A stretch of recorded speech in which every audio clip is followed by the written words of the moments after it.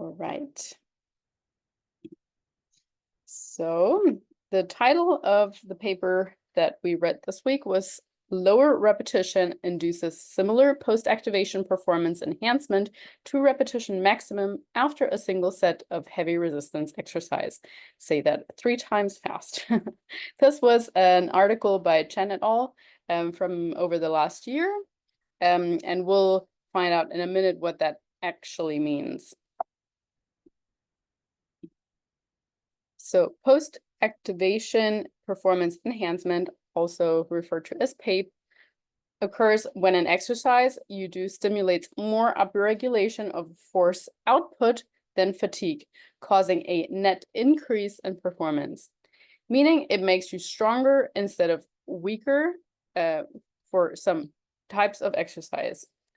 PAPE is strongest when you perform very forceful muscle contractions, for example, heavy squats, followed by lower intensity exercise, for example, a vertical jump like this machine on the right side that you can see.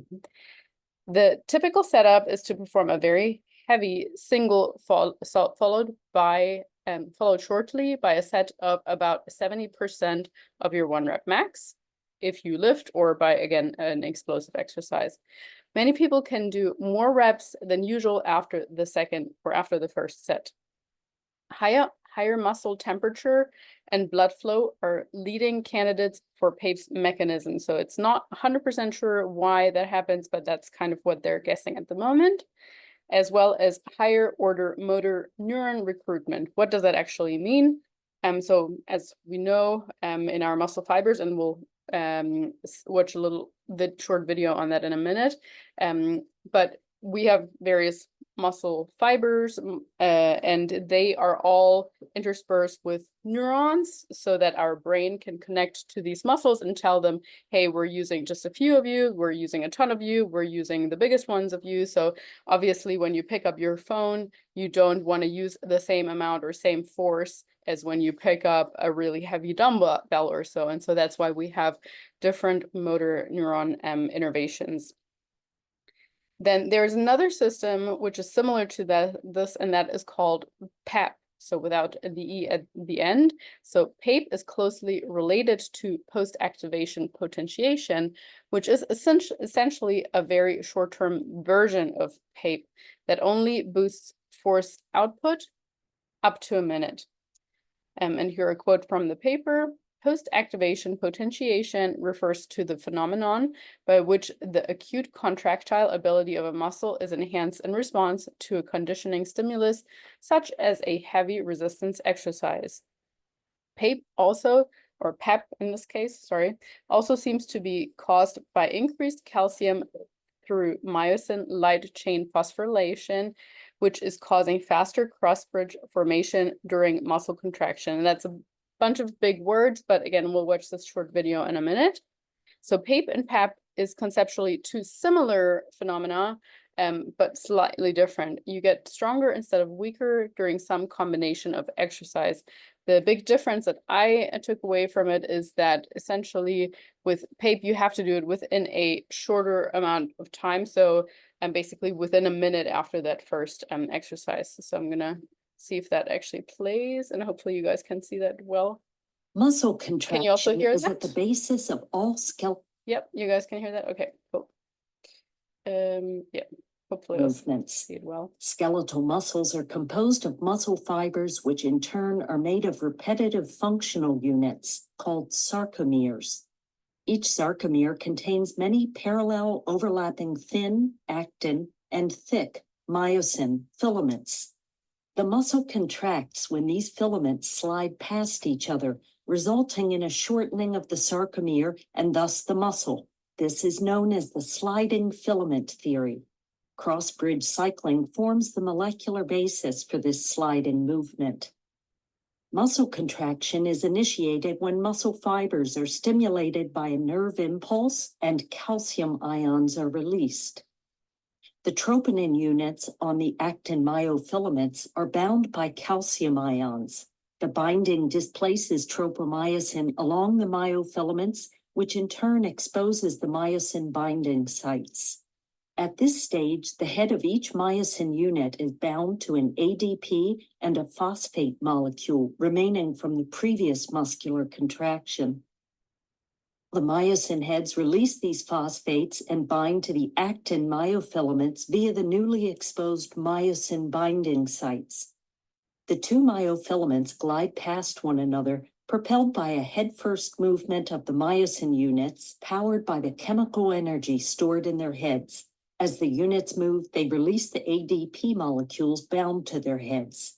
The gliding motion is halted when ATP molecules bind to the myosin heads, thus severing the bonds between myosin and actin. The ATP molecules are now decomposed into ADP and phosphate, with the energy released by this reaction stored in the myosin heads, ready to be used in the next cycle of movement. The myosin heads resume their starting positions along the actin myofilament and can now begin a new sequence of actin binding. The presence of further calcium ions will trigger a new cycle.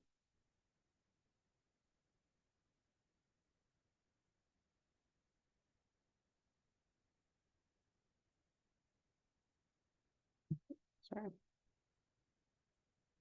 Okay, cool. Sorry, that was it already. But basically, I just thought that that would be helpful to like visually see how the muscles contract generally. And so this was saying that through PEP, there is more calcium released in general, so it can contract quicker. And also these like little heads that dock onto the other side, so to speak, they seem to be able to like grasp quicker through this post-activation potentiation, essentially. At least that's kind of my understanding. So in this study, they basically said the problem with traditional PAPE and PEP setups is that it's often not worth it or practical doing a 1RM or you know something super heavy if you're on your own, especially if you're not a power lifter. We don't necessarily do these really high load lifts very often at all, just to get a small boost in performance in the next set or in something plyometric. So the aim of this two-part study was to separately investigate the acute PAPE-related effects of explosive muscular performance among different repetitions at the same load of heavy resistance exercise for the upper and lower body. The volunteers did 87% of a 1 rep max bench press or parallel squat conditioning activities for 3, 4, and 5 repetitions. So in part 1 of the study, they applied the conditioning activity of the bench press and then measured the performance of plyometric push-ups after that. In part 2, they applied the conditioning activity of a parallel squat and measured the counter movement jump outcomes. So here is just a graphic that they used of how the exact setup was. So they did a warm-up, and they got a bit of a rest. They did the plyometric push-up, and then, no, sorry, that they did a plyometric push-up, so without any PAPE or PEP beforehand. Then they rested, and then they did the conditioning of first 3 reps, and then the push-ups, the 4 reps, and the push-ups, the 5 reps, and then the push-ups. So the measurement or the what they wanted to see was how is the bench press, the very heavy bench press, affecting this plyometric push-up. They did that over the course of the 20 minutes, and then they did the same thing for the squat essentially. So they tested their counter movement jump without any heavy squatting beforehand, and then they did the 3 different squats, and then again, after each one of those, a counter movement jump test. So the participants were 14 Division 1 male collegiate judokas, so very high level judokas, aged 18 to 22 years old. They were recruited in part 1 of the study. 13 Division 1 male collegiate sprinters and jumpers aged 19 to 23 were the volunteers to participate in part 2, which kind of makes sense sort of in regards to what muscle groups they mostly wanted to improve in. The inclusion criteria for subjects' relative strength of bench press or parallel squat for part 1 or respectively for part 2 were at least 1.2 or 1.5 fold of body weight for each respective exercise. So basically meaning they were already pretty strong in either the bench press or the squat. The participants were undergoing regular training activity with a minimum of 6 training sessions per week and had at least 1 year of resistance training experience. So they were not necessarily very experienced, but they have been training very regularly for at least a year. The first 1 rep max test for the bench press was performed on the bench press, and then for the parallel squat with a barbell for both. And after the protocol, they did that after the protocol of the guidelines of the National Strength and Conditioning Association. So subjects performed whole body light stretching and jogging before a general warm-up and then executed a minimum of 5 to 10 repetitions and for specific warm-up. So all that happened before the testing protocol that we just had a look at. So they just needed to know like what's the 1 rep max of these so that they can actually then know what's 87% of that for the 3, 4, and 5 rep max or repetitions. And then for the velocity testing, a linear position transducer was used for movement velocity collection. This tool was placed on the floor and a wire from the device was attached to the middle of the barbell sleeve to measure the movement velocities during subjects' exercise of bench press and parallel squat. The subjects were encouraged to complete the concentric phase of the movement as fast as possible. So not in this video here, that's obviously the push-up, but they did want to make sure that that was quite explosive, and they wanted to assess is anything or are they getting quicker. The plyometric push-up test happened with a force velocity plate. We will see that in a second. And the counter jump test happened on a contact mat. So again, in order to find out were they more explosive with doing the exercise beforehand. So that's how they measured the plyometric push-up test. And this force plate literally just assesses with which speed they're I guess you're from the point that you're leaving this plate until you're touching it again. So that's kind of how it works. Pretty straightforward. So, and so the results of this study was the primary finding of the study was that performing an 87% 1 rep max bench press with 3 repetition, so not to failure, yielded a significantly higher mean velocity at the last movement and less velocity loss than 5 repetitions, so which would have been closer to muscular failure. So that's kind of interesting to know that you don't have to do a one like absolute 100% just 1 repetition lift in order to get this benefit, but at the same time you also don't want to push it too far and saying like, oh, I can do 5 or 6 heavy lifts before doing something explosive, because then you actually get slower, which kind of makes sense, and we sort of probably know or think that intuitively, but still it's always good to have science backing us up. The second main finding was that conducting an 87% 1 rep max bench press with 3, 4, or 5 repetitions had similar optimal individual PAPE times and explosive muscular performance enhancement. So just like the squat as well, or no, actually just like each one of those, the 3, the 4, or the 5. So you can basically pick your poison. That's kind of what that's saying. And the results showed that explosive muscular performance was significantly enhanced over all 3 trials of conditioning activity in both parts of the study. So they were more explosive and had a higher velocity by doing something really heavy before than not doing anything heavy before.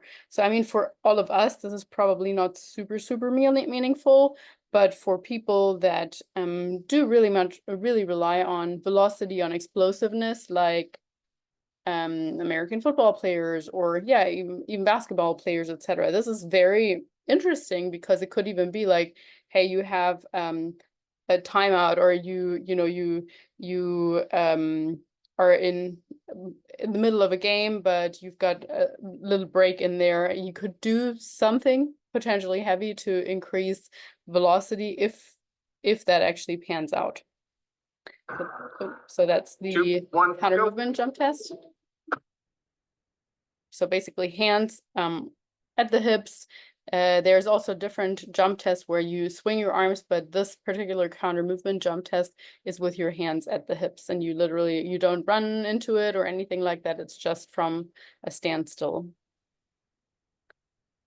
Continuing on with the results, unexpectedly, the results did not support the hypothesis that fewer than 5 repetitions of the heavy counter conditioning activity, bench or parallel squat, would significantly increase the subsequent power performance and produce shorter optimal individual PAPE times than repetitions maximal after a single set of heavy resistance exercise on both the upper body and the lower body. So I was a little bit confused by that at first, and then I just looked closer at what this was actually saying, and because it seems to contradict the finding from before, but the finding from before was really about the velocity, and this is more about the power, and just the yeah, so like basically force generation as opposed to velocity and speed. If any of you understood that differently or have a different read of what that's actually saying, then please do let me know. But that's kind of how I gathered it. Yeah, feel free to interject.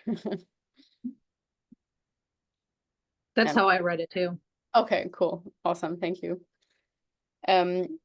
So continuing on with the results, again, yeah, that's kind of what I said here. So same force output, but less velocity as reps increase also. And the strengths of the study overall, they just highlighted that the easy application of the protocol allows for its use in any venue that has a barbell and plates, essentially. Strength and conditioning coaches may also apply the strategies as a warm-up exercise to the athletes in many sports, such as basketball, badminton, volleyball, handball, etc., and where you really also use power from the upper and lower body.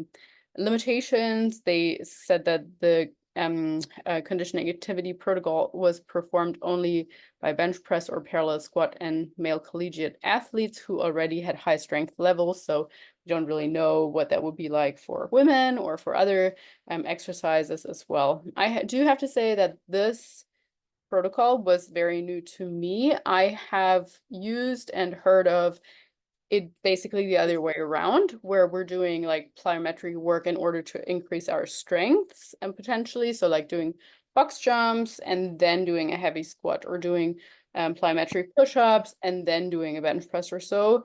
I never thought of it the other way around. I guess it's also because I'm not a explosive sports athlete, so it's not really that relevant to me, and I'm more interested in strength or hypertrophy, but still was new to me.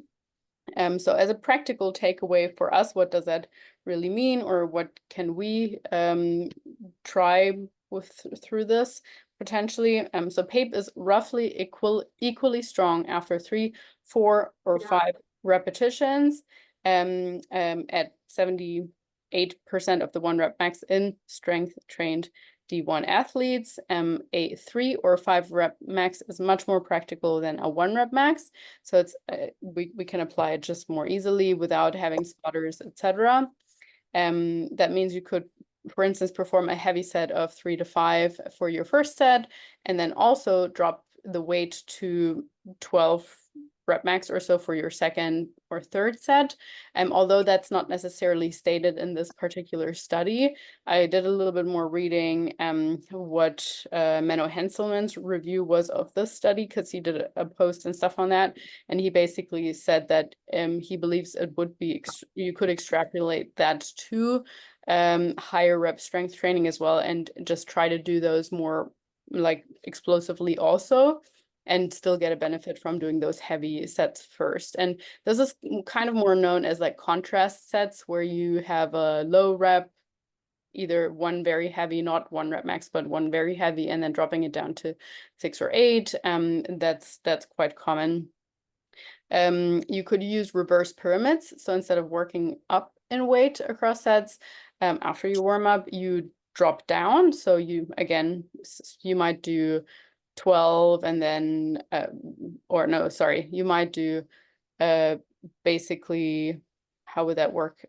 You might do something very heavy and then dropping the weight and increasing the reps after that. Yeah, so basically like that. You could also perform an over warm up and ending your warm up with a heavier weight than your working sets. So again, not to failure. So in general, this means that to your heaviest lifting of the workout, or do your heaviest lifting of the workout at the start, and the lower, that's the wrong word because it should still be very high intensity, but the lower load later on. If you wanted to use this post-activation potentiation enhancement, so to speak. Just an example of what this particular sequence practically looks like or looked like. He's doing a very heavy partial squat. This is obviously not a full squat, partial squat. I believe this is a rugby player, so they don't need to squat down for anything very low. So obviously for them, there's a higher transfer just doing a partial squat. That. Yeah.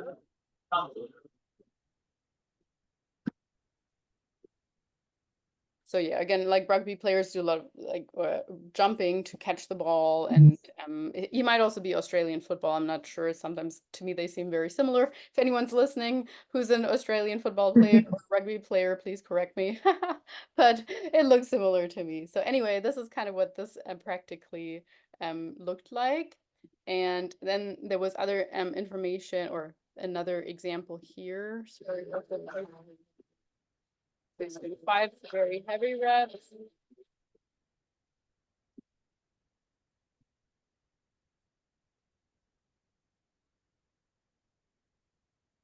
And then something explosive like a box jump.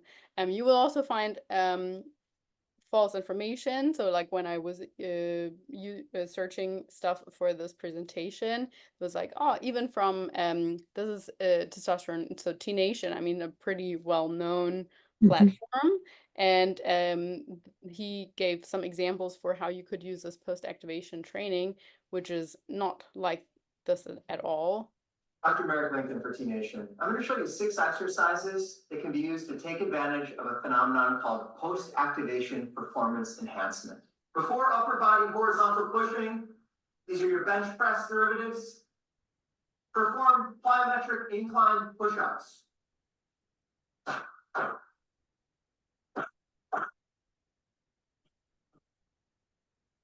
Before upper body horizontal pulling, before rows, perform ballistic suspension trainer rows.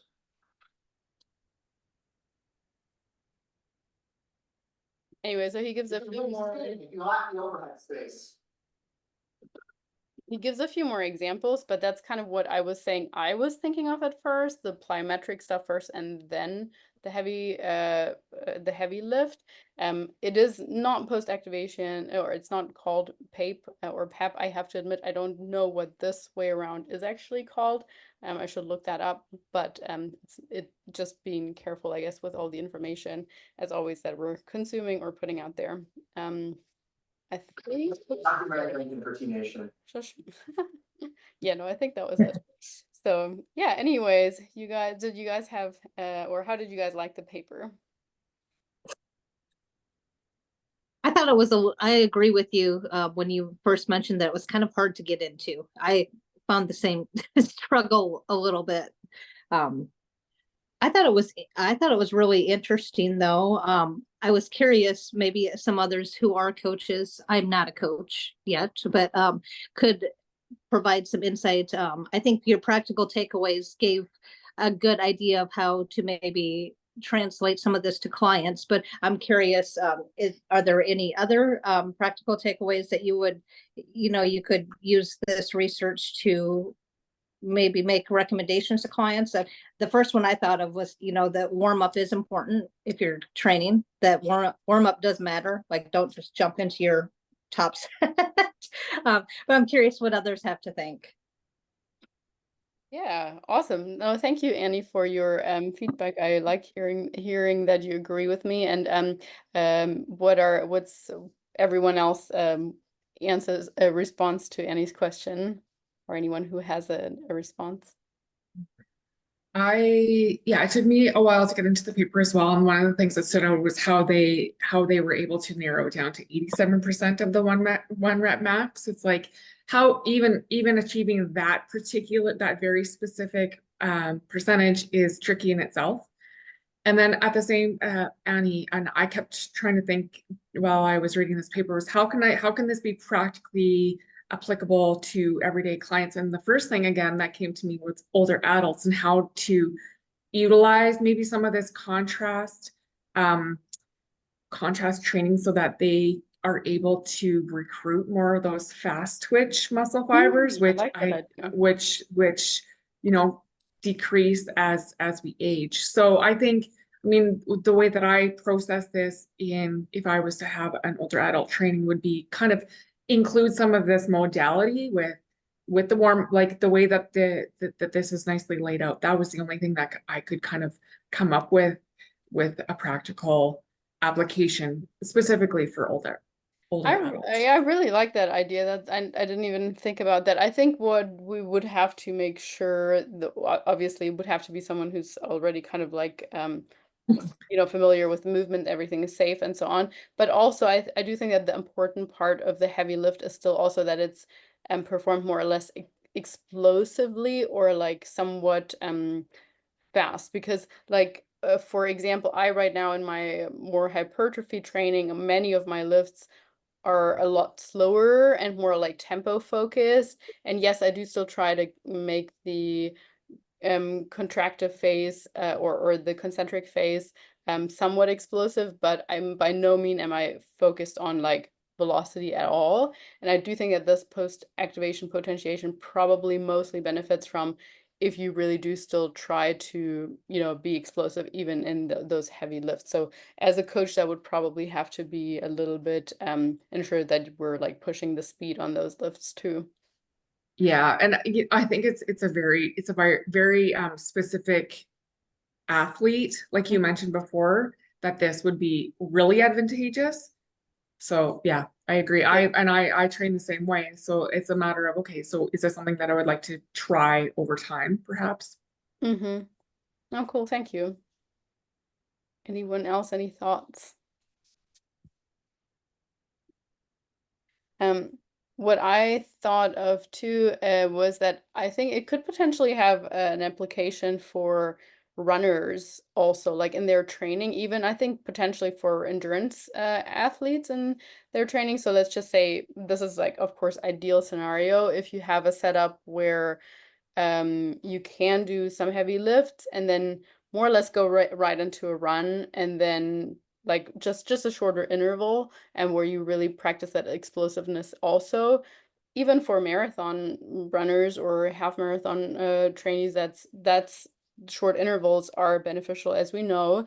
But that could be potentially that we say, hey, let's do 3 really heavy reps of your squat or something like that, rest 30 seconds, and then you do a 400-meter sprint, and then you rest 3 to 5 minutes, and then you do that again 3 to 5 times.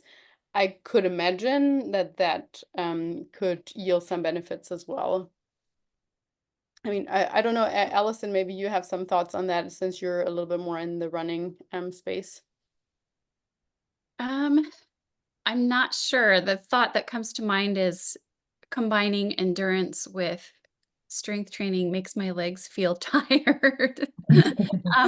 But definitely with those shorter efforts where the, like speed intervals or hill repeats or something like that, combining it in that training situation versus like, I'm gonna do squats and then I'm gonna run 17 miles. I wouldn't do that. Oh yeah, no, I don't think that would be beneficial at all. I do think like we're just speaking more of like the explosiveness, or even for a sprinter, let's just say like now that the Olympics are over, like thinking of that, someone like that doing a partial squat once again, and then doing their starts, like the first 20, 25 meters or so. I do think that there potentially could be an application for that. Yeah, I could see that too, that quick activation getting off the line. Yeah, yeah. And again, like tying it back to your point, Laura, of like the elderly population, the more I listen to podcasts about training as we age and so on, you know, it's those fast twitch fibers that seem to fade more than anything as we age. So even imply or basically having a small part of a training like that where we're saying we're doing a squat and then a 30-second max effort or very fast effort on the air bike or so, that could potentially have a positive effect as well. I don't know, just throwing out some ideas. Okay. Anyone else? Tammy or Melissa? Melissa, I know you said you didn't read the paper, I don't think, but that's absolutely fine. Still, any thoughts? I did read it at the end. I found it rather complex. It was complicated to follow up. It had a lot of short names for everything, and I kept forgetting what they stand for, and then I had to go back to the beginning. But I did went through it. I just didn't find it applicable. Now that you gave these examples, and I see how it could be useful. And I did study it. I studied with Menno. So there was a paper chapter, so I did remember it, but I didn't find anywhere where it could be applicable. He did mention that it could make sense to do heavy sets before doing explosive sets if we were training for power, but that was not the case for me or anyone that I could imagine to work with. So, yeah. Okay, cool. No, thank you. Appreciate that. Tammy, any thoughts from your side? No, okay, cool. I personally, I've, as I said, I've never done this style of training. I have had contrast sets in my training before where it was like one heavy lift and then 2 minutes rest and then 6 reps and then 1 and then 6 and then 1 and then 6. I actually love that. That was one of the tailored coaching method programs at the time. I think it was called anyway, female physique or something like that. Yeah, I saw some great improvements through this program. I don't know if it was specific to this method or not. And yeah, I've done like, you know, box jumps and then squats more as a neuronal activation method. I did really enjoy that too. Did anyone else ever train with kind of this contrast or any PAPE or PAP method? Yeah, okay. Well, something to think about or perhaps implement or try. Terrified of box squats, of Okay. box jumping, sorry. Just the idea of jumping makes me shake. So unless it's a step, that's Yes. okay. But when I see those boxes, I'm like, no, I'm gonna fall from there. I'm not gonna try that.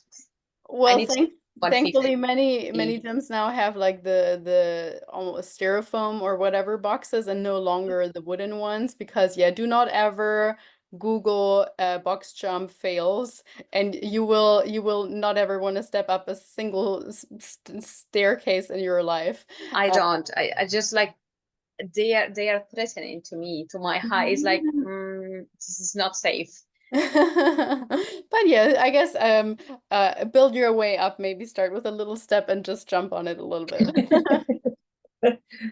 Awesome.